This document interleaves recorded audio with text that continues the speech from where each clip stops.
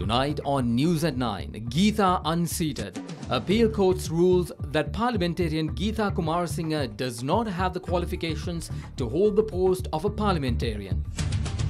First at 9, this is Derana 24/7. Also making headlines tonight in Parliament today, Prime Minister Ranil Wickremesinghe states that the oil farm in Trincomalee will proceed as a joint venture. Also tonight, President Maithripala states that he will not go for a pact that would harm Sri Lanka. Brexit woes, UK and EU at odds over size of divorce bill. And in international headlines, Trump-Clinton clash. US President Trump blasts Clinton in late-night tweets as she questions the US election yet again.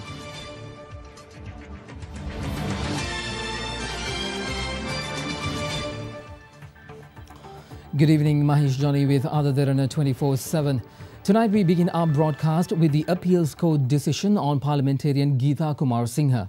The Court of Appeals today ruled that GEETHA Kumarasinghe is disqualified from holding her seat in Parliament.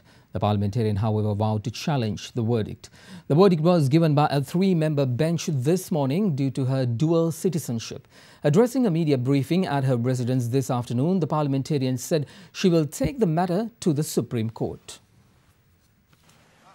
GEETHA Kumarasinghe was elected to Parliament from the Galle district in 2015 via the United People's Freedom Alliance. Following her maiden election to Parliament, 4 voters from the Galle district filed a case in March 2015 claiming that GEETHA Kumarasinghe held dual citizenship. When the petition was taken up, Deputy Solicitor General Janak De Silva informed the Court of Appeal that by the time nomination was called for the 2015 election, respondent GEETHA Kumarasinghe already held citizenship of both Switzerland and Sri Lanka and was thereby ineligible to hold a seat in Parliament. Despite the MP's claims of renouncing her Swiss citizenship, the Deputy Solicitor General added that she had been unable to provide necessary documentation to back up her claim. Since she had not responded to the request from the Controller General of Immigration and Emigration to forward relevant documents, Deputy Solicitor General Janak De Silva explained that her position in Parliament is illegal and against the Parliamentary Elections Act. When the case was taken up today before a tri-member bench including the chair of the Appeals Court, Vijit Malalgoda, the Court of Appeal ruled that an individual holding dual citizenship is ineligible to become a parliamentarian as per the 19th Amendment to the Constitution. Accordingly, the court ordered to recover all expenses borne by government from the day GEETHA Kumarasinghe was sworn in as a parliamentarian. Speaking to media, however, MP GEETHA Kumarasinghe today said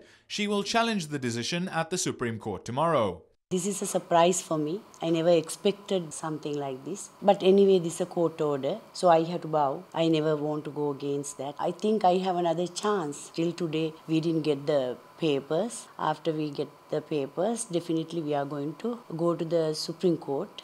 We are waiting. I know there will be a justice for me. If the Supreme Court upholds the ruling, her position will be passed to parliamentarian Piyaseena Gamage, who came 7th on the UPFA list from the Galle district during the 2015 general election. Naturally, it is the next on the list who gets the opportunity of holding the position. If that happens, I should get the position.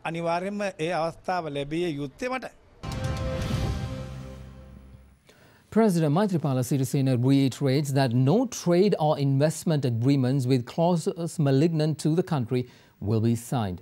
Addressing a progress review meeting of the Ministry of Power and Renewable Energy, the President said financial benefits will not be the sole focus when entering into agreements with foreign nations.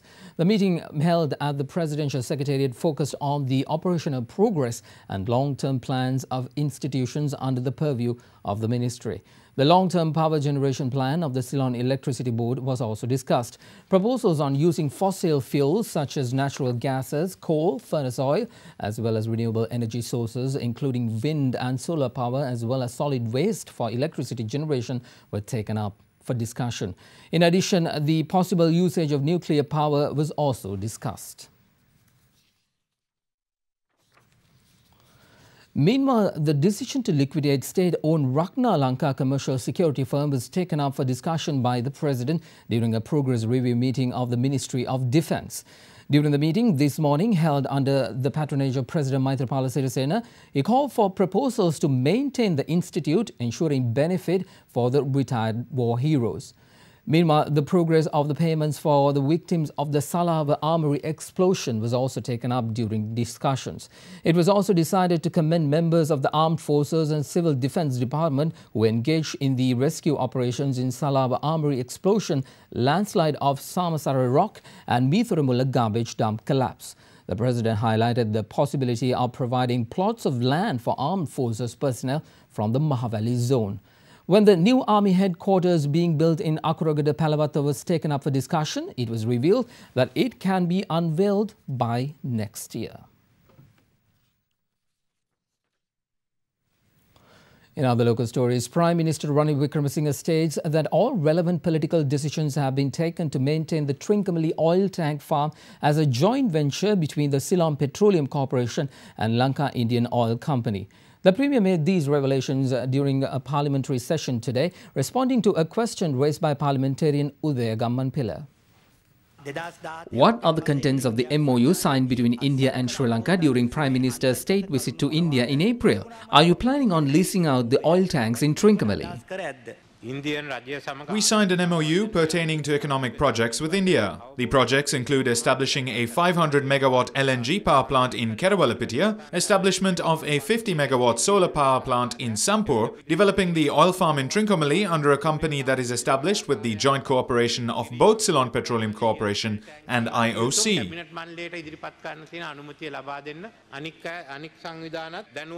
You didn't give a proper answer to the question about oil tanks. Now, we were looking at a joint venture company under the cooperation of both Ceylon Petroleum Corporation and the IOC. All the political decisions have been taken. We now have to go for a legal agreement on the matter.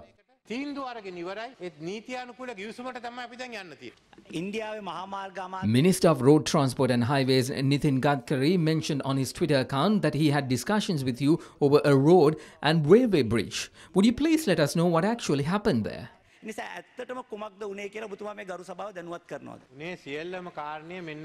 All necessary information is mentioned in this MOU. We have discussed and agreed on developing roads in the areas of Jaffna, Mannar, Vaniya, Trincomalee and Dambulla. Minister Gadkari says it would be good to have a bridge connecting Sri Lanka and India. Everyone has their own expectations, but what we have to do is focus on achieving our goals.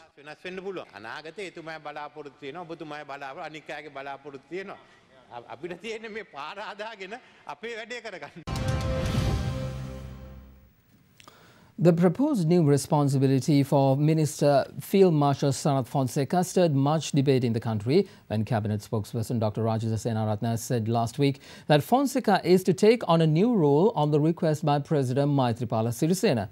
Dr. Senaratne said Field Marshal Sarath Fonseca will work alongside the military in ensuring essential services. However, speaking in Parliament today, Prime Minister Ranil Wickremesinghe clarified that the Cabinet has not taken a decision to appoint the former Army commander as the head of the military. Cabinet co-spokesperson Rajitha Senaratne said a cabinet proposal has been passed to appoint Sarath Fonseca as the overall commander of the Tri-Forces. Did President Maithripala Sirisena make such a proposal to the cabinet? Did the cabinet approve it? If so, wouldn't it be a violation of democracy, freedom and good governance? The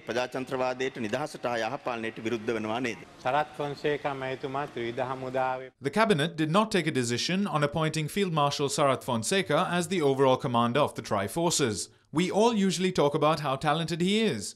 We have not yet taken a definite decision on it. We only spoke about essential services. Did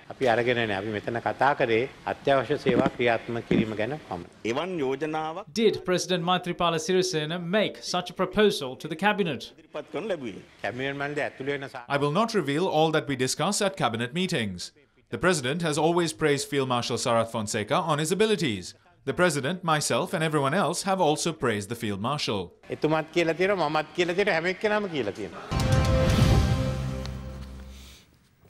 A Central Working Committee of the Sri Lanka Freedom Party will be taking decisions with regard to SLFP parliamentarians who did not attend the party May Day rally in Gatame in Kandy. Minister of Fisheries and Aquatic Resources Development Mahinda Amaravira made the remarks addressing a press briefing today, adding that the SLFP has no need to delay elections. The Central Working Committee of the SLFP held a meeting and notified all MPs to attend the May Day March and Rally. Any decision on those who did not attend will be taken by the Central Working Committee. We have no issues with regards to holding elections. We too want them to be held as soon as possible. We will take a decision to hold elections during the upcoming cabinet meeting. No one needs to worry. There is no need to go into Hartal. By 2020, we will come into a position where we will be able to win elections alone.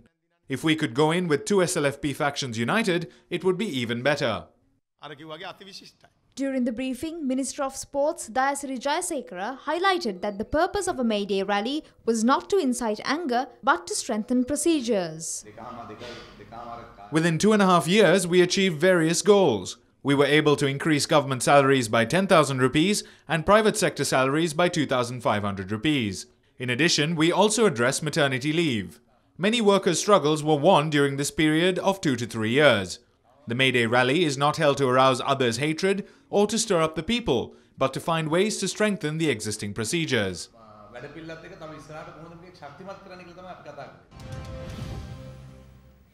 In other local stories, the Janatha Vimukthi Perapuna affirms it will actively contribute to the struggle to abolish the executive presidency. Leader of the JVP parliamentarian Anura Kumaru Dissanayake made the revelation at a media briefing in Colombo today, adding the party is expecting to discuss the matter with the president. This May Day, the public sent a signal to the government expressing their opposition over the government's economic policies and political agenda. The JVP has entered the fray to abolish the executive presidency. We have already held discussions on the issue with the Tamil National Alliance, the Sri Lanka Muslim Congress and the Communist Party of Sri Lanka. We expect to discuss this with the president very soon. Although he won the presidency with that promise, 2 years have passed in his presidential tenure. There is a hurdle, the requirement of a 2/3 majority in parliament. After that, a referendum must be held. The JVP is preparing for broad discussions with all political groups who agree on this issue.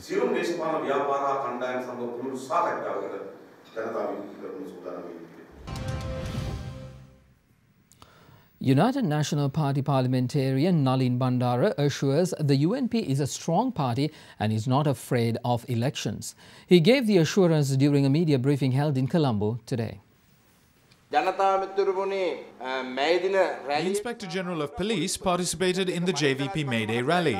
If this had happened under the government of Mahinda Rajapaksa, he would have been sacked from office. SLTB also generated revenue of 58 million rupees on May Day.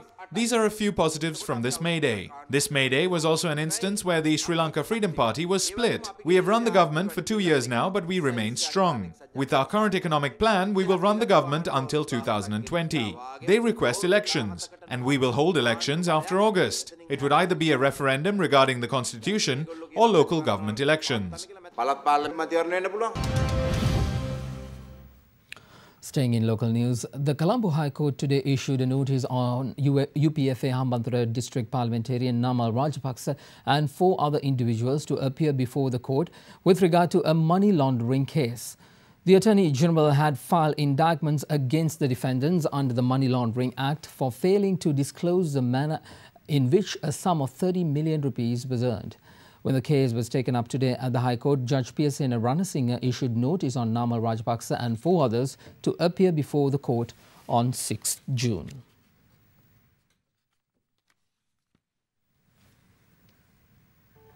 Let's take a short commercial break. We'll be right back.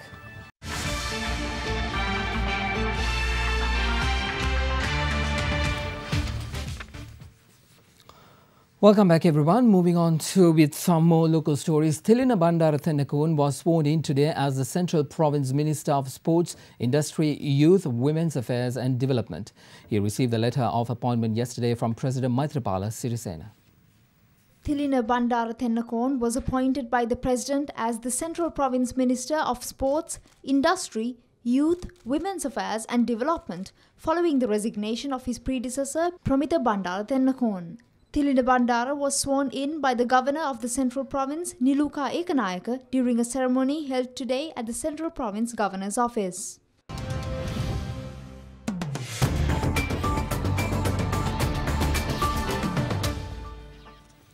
Let's move on to business news now. Chairman of the Intercompany Employees Union, Vasantha Samarasinghe, admitted that economic reports he presented before the Commission of Inquiry on the central bank bond issuance of February 27, 2015 were not compiled based on economic indicators. Vasantha Samarasinghe was cross-examined during today's sitting of the Commission of Inquiry. Chairman of the Intercompany Employees Union, Vasantha Samarasinghe, appeared before the Presidential Commission of Inquiry probing the controversial central bank bond issuance for a second consecutive day. Samarasinghe yesterday alleged that the central bank's public debt department, former CBSL Governor Arjuna Mahendran, the Bank of Ceylon and Perpetual Treasuries were all responsible for the bond issuance of the 27th of February 2015. Today, attorneys representing the former Governor Arjuna Mahendran and Perpetual Treasuries cross-examined Vasantha Samarasinghe, focusing on economic reports based on which Samarasinghe gave his testimony yesterday. Responding to inquiries by Commission member Justice Prasanna Jayawardena, chairman of the Intercompany Employees Union admitted that he had not based the report compilation on necessary economic indicators such as the standing lending facility rate and the standing deposit facility rate. However, Vasantha Samarasinghe refuted claims by attorneys representing former Governor Arjuna Mahendran that the reports were baseless. During the second half of today's sitting, UPFA parliamentarian and former COPE member Veerakumara Dissanayake appeared before the Commission of Inquiry as per a recent request by parliamentarian Bandula Gunawardena. On to the stock market now. Stocks were lower after the close today as losses in the services, land and property and diversified holdings sector led shares lower. At the close in Colombo, the CSE All Share lost 0.03%. The best performers of the session on the CSE All Share were PC House PLC, which rose 100% or 0.100 points to trade at 0.200 at the close. Here is RM Sivanandan with the full report from the Colombo Stock Exchange. The benchmark all-share price index lost 44.31 points to close at 6,563.85, while the S&P Sri Lanka 20 index lost 20.99 points to close at 3,757.65. The turnover was 608.08 million rupees with 24.6 million shares changing hands in 4,380 trades. Top 5 gainers of the day were PC House, PC Pharma, Brack Lanka Finance, Huge International and Raigam Sultans. Today's foreign purchases was 306.6 million rupees and the foreign sales was 246.45 million rupees. In international business news, the United Kingdom's Brexit Secretary David Davis says that the UK won't pay a 100 billion divorce bill to the EU, adding that the UK would pay what is legally due, but not just what the EU wants.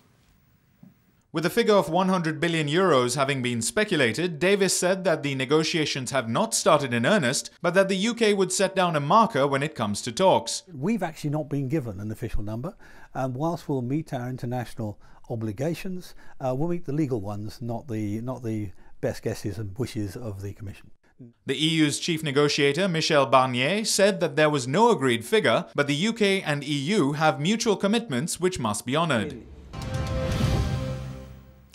Let's take a look at some forex rates. The Sri Lankan rupee held steady today as imported dollar demand was offset by exporter sales amid expectations of dollar inflows from a sovereign bond issuance and syndicate loans.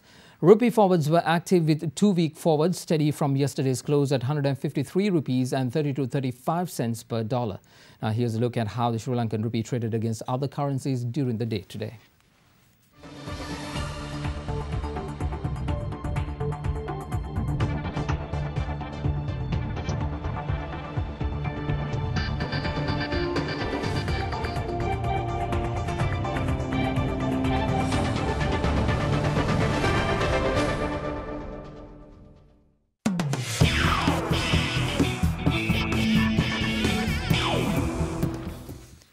On to sports now. Delhi Daredevils have kept their hopes of a playoff spot alive as they beat Sunrise Hyderabad by 6 wickets in the IPL last night. Here's a look at some action from the IPL.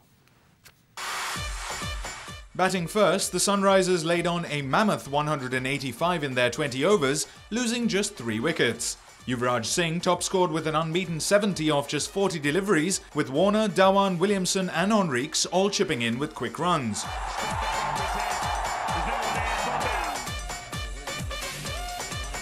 The Delhi top order responded on the front foot with Karun Nair, Risbah Pant and Shreyan Iyer all scoring 30s. Corey Anderson at 5 hit 3 sixes in his 41, guiding the Daredevils across the line with almost an entire over to spare. Smashes it down the ground, and it's Corey Anderson who finishes off at start. In the Champions League, Cristiano Ronaldo netted 3 times, helping Real Madrid dominate their city rivals Atletico in the first leg of the UEFA Championship League semi-finals. Ronaldo opened the scoring at the Santiago Bernabeu in the 10th minute by heading in a Casemiro cross. The Portuguese hitman then took advantage of a ricochet to drill home a second. Ronaldo guided home a late third to complete a 7th career Champions League hat-trick, tying the record held by Lionel Messi and putting Real 1 match away from a 3rd Champions League final in 4 years. More sports news, and in tennis, former US Open champion Juan Martín del Potro breezed past Japan's Yuichi Sugita in the opening round of the Estoril Open in Portugal. Currently ranked 33rd in the world, Del Potro took the first set in just 29 minutes, winning 6 games to 1. The 5th seed held serve under pressure and then broke early in the second set, serving out comfortably thereafter to record a straight set victory. Del Potro will play American Ryan Harrison in the second round. International news is on the other side of this break. Stay with us.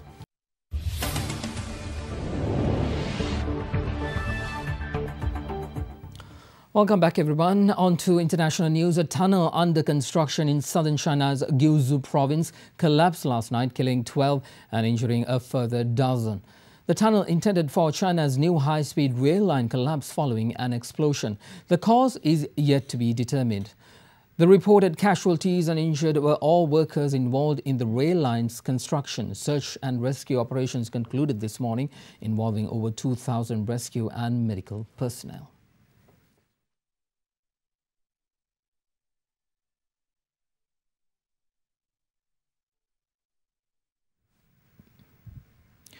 Into the US now. The election that wouldn't end will, in fact, never end. America has 2 ex-candidates, the victorious Donald Trump and the vanquished Hillary Clinton, who just can't let it go. In a stunning interview, Clinton, the former Democratic nominee, vented her still raw emotions and blazing bitterness over her defeat by Trump, pointing out to Russia and FBI Chief James Comey as the key drivers of her loss. And you guessed it right, President Trump did respond. Quite coordinated with the goals that leader, who shall remain nameless, had. And ask yourself this: within an hour or 2 of the Hollywood Access tape being made public, the Russian theft of John Podesta's emails hit WikiLeaks. What a coincidence. Meanwhile, President Donald Trump took to Twitter to criticize Clinton's unflattering description of his performance, including her renewal of the claim that he was unprepared for office. President Trump tweeted that the FBI Director Comey was the best thing that ever happened to Hillary Clinton, in that he gave her a free pass for many bad deeds. Also in international stories, a suicide bombing in Kabul targeting a NATO convoy killed 8 and wounded at least 28 people today.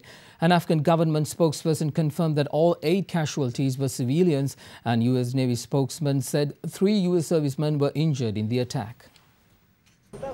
The attack took place during the morning rush hour next to the US Embassy in Kabul. Several passing cars and 2 of the coalition armored personnel carriers were damaged in the attack. They, however, were able to return to a NATO coalition base under their own power. Despite the attack coming after the Taliban issued a threat to target foreign forces in Afghanistan, the so-called Islamic State has claimed responsibility for the attack.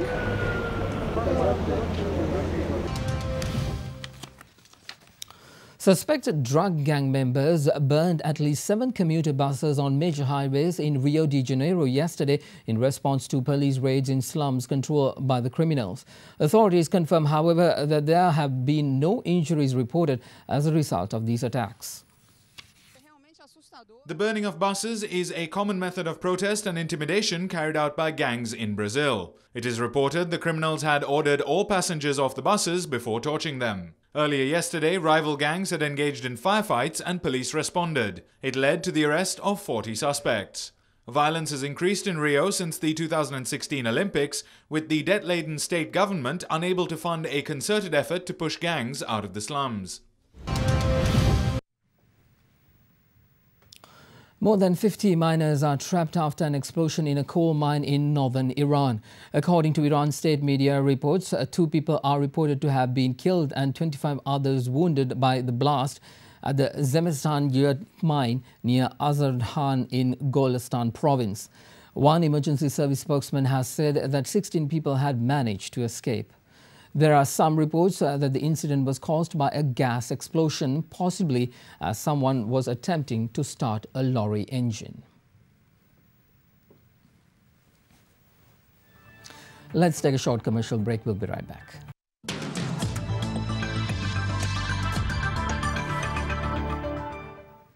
Welcome back, and here's your forecast for tomorrow. Showers or thunder showers will occur at several places in most provinces of the island during afternoon hours. Fairly heavy falls of more than 50 millimeters can be expected at some places. Highest temperature can be expected from Trincomalee and Batticaloa at 33 degrees Celsius, while the lowest can be expected in Nuwara at temperatures varying below 22 degrees Celsius. Temperature in Colombo can reach up to 29 degrees Celsius.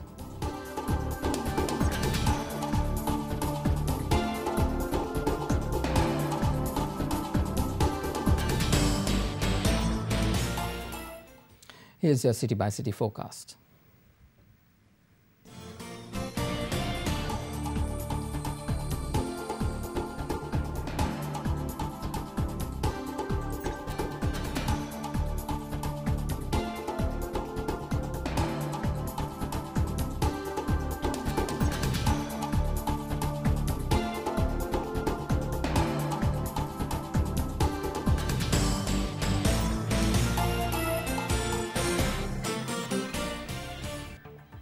Well, that is a part of your world tonight right here on Other Derana 24/7.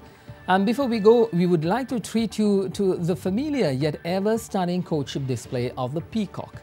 Officially known as the Indian peafowl and native to India and Sri Lanka, it is also the national bird of India. In Hinduism, the peacock is the mount of the Lord Kartik, the god of war. Meanwhile, the ancient Greeks believed that the flesh of peafowl did not decay after death, so it became a symbol of immortality. English news on Other Derana will return tomorrow at 9 with Indivariya Moatha. Be sure to join us then. I'm Mahesh Johnny. Have a good night.